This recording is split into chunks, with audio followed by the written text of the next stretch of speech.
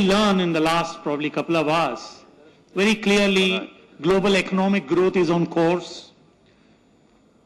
Acreage available for pulses is going to be under challenge constantly. Biofuel demand has taken the global grains market to a very different level.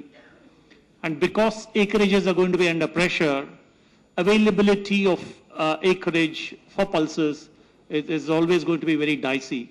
And that's going to keep pulses market rather buoyant.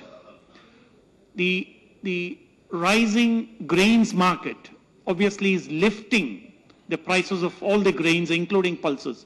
Although pulses may not technically be used on a large scale in biofuels, yet it's lifting the prices of all the grains across the world. This is something we can't afford to ignore. Look at India very clearly. Pulses prices have been high.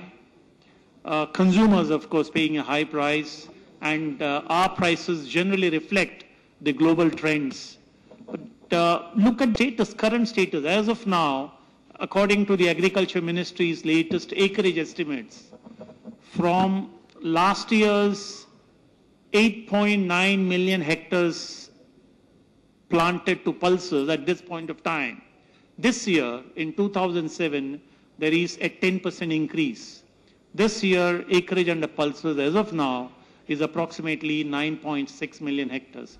One can very reasonably expect, subject to normal weather, normal rainfall over the next 4 weeks, that pulses production from last year could go up by 10%. Will that have any impact on prices?